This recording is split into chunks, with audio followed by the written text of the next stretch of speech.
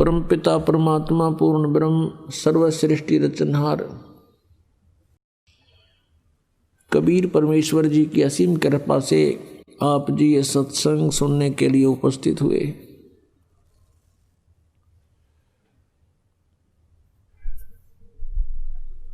भक्ति मुक्ति के दाता सतगुरु ये भटकत प्राण फिरंदा, उस साहिब के हुक्म बिना नहीं तरवर पात हिलंदा।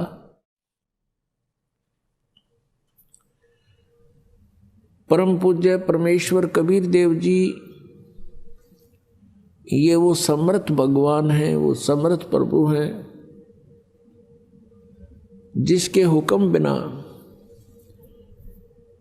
एक पत्ता भी नहीं हिल सकता, उनकी रजा के बिना कोई भी प्राणी सत्संग में नहीं आ सकता। उनकी रजा कैसे हमारे ऊपर हो? परमात्मा आत्मा के साथी हैं, इस मन के नहीं। आत्मा परमात्मा का अंश है, ये परमात्मा के उत्पन्न की हुई है, उसके शरीर से निकली है। इस आत्मा का उससे विशेष लिंक है, विशेष संबंध है। जैसे माता को अपने पुत्र पुत्री कितने प्रिय होते हैं, ठीक इसी प्रकार उस परम पिता ने जिसमें सभी गुण विद्यमान हैं, तुमेव माता च पिता तुमेव बंधु च सखा तुमेव विद्या च द्रविणी तुमेव सर्व मम देव देव। ये वो परमात्मा है जिसमें माता पिता मित्र और भाई के सभी गुण विद्यमान हैं।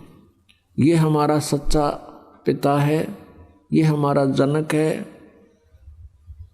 और यही हमारी माता है, क्योंकि तीनों लोकों में सबका धारण पोषण वही परमात्मा कर रहे हैं। तो पुण्यात्माओं, हम अपने परमात्मा को भूलकर हम इन काल के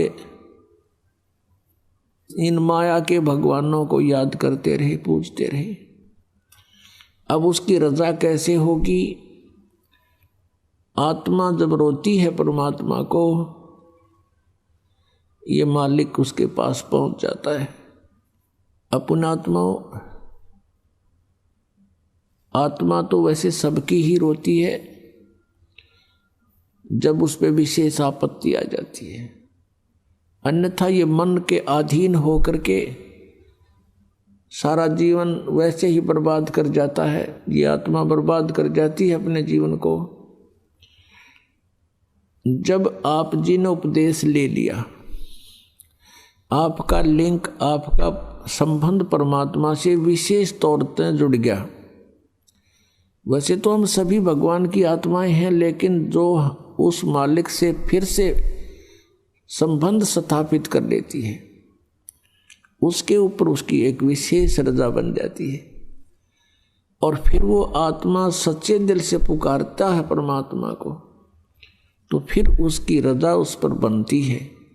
और वो सत्संग में आने की रुचि नहीं करता है, संसारिक कार्यों को विशेष महत्व देता है, तो परमात्मा फिर उस पर रजा नहीं बख्शते। और उनकी रजा ना होने से हम यहाँ नहीं आ सकते।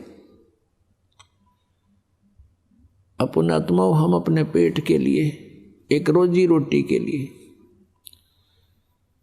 सुबह से लेकर शाम तक और नाइट सर्विस में भी ओवर टाइम भी करते हैं। और जैसे किसान है, इसका तो कोई समय फिक्स नहीं, रात और दिन लगे रहते हैं। तो किस लिए लगे रहते हैं? कि केवल एक पेट भरे और एक मकान बन जा, बढ़िया कपड़े खरीद ले, ब्याह शादी हुआ उसमें खूब खर्चा कर दे। इनके लिए हम सारा जीवन लगे रहते हैं और वो भी हमसे सफल नहीं हो पाता। तब हम परमात्मा की ही खोज करते हैं। एक मजदूर मेहनत करता है, या कोई व्यावसायिक व्यक्ति है, बिजनेसमैन है, वो अपने भरसक प्रयत्न करता है, अपनी खूब सूझबूझ भी प्रयोग करता है, लेकिन फिर भी विफल हो जाता है। ऐसे ही किसान है, अपनी खूब मेहनत करता है, परिश्रम करता है, लेकिन फिर भी सफल नहीं होता। कोई न कोई नुकसान हानि होती ही रहती है, तो फिर भी वो परमात्मा से ही अर्ज करता है लास्ट में। तो हम क्यों ना पहले भगवान से जुड़ जावें और उनके द्वारा दिए गए मार्ग पर हम लग जावें। क्या बताते हैं परमात्मा? दुख में सुमरण सब करें, सुख में करे न कोई। जय सुख में सुमरण करे तो दुख काहे को होवे। सुख में सुमरण किया नहीं, दुख में करते याद। कह कबीरता दास की ही कौन सुने फरियाद। पुणात्मा, जब तक हम सत्संग नहीं सुनते तब तक हमें ये ज्ञान नहीं होता कि हम इस मनुष्य जीवन प्राप्त करके क्या करें।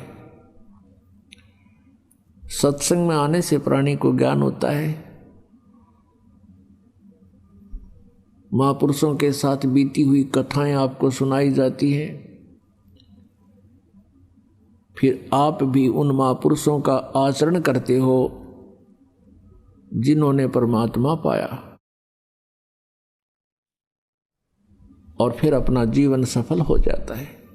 तो हमने इस परमात्मा के लिए, अपने आत्म कल्याण के लिए समय भी निकालना पड़ेगा और 2 पैसे दान भी खर्च करने पड़ेंगे। कहते हैं देते को हर देत है, जहाँ तहाँ से आन, और ना दिया फिर मांगते फिर यो। परमात्मा सुने नहीं कान। अब जिन्होंने पिछले जन्मों में विधिवत साधना करके कोई पुण्य किया हुआ है, आज उनको परमात्मा ने समय पर रोटी दी है, अच्छा व्यवसाय दिया है, या कोई अच्छी पोस्ट दे रखी है, या अन्य कोई साधन उसका बना ही रखा है। अब उसकी रोजी रोटी की समस्या हल हो रही है, क्योंकि उसने पहले जन्मों में दान किया हुआ है, धर्म किया है। और जिन्होंने कंजूसी की थी, आज उनको कुछ प्राप्त नहीं है। कोई मजदूरी कर रहा है, कोई भिखारी बन के मांगता फिर रहा है। तो यहाँ परमात्मा कहते हैं देते को हर देत है, जहाँ तहाँ से आन, और अण देवा मांगत फिरो। जिसने नहीं दिया फिर वो मांगते फिरियो। परमात्मा सुने नहीं कान। एक इंसान रिक्शा के अंदर बैठा है और एक इंसान उसको खींच रहा है, चला रहा है। ऐसा अंतर क्यों है? क्योंकि जो रिक्शा के अंदर बैठा है उसने पिछले जन्मों में पुण्य किया है, और जो रिक्शा खींच रहा है उसने कभी पुण्य नहीं किया किसी जन्म।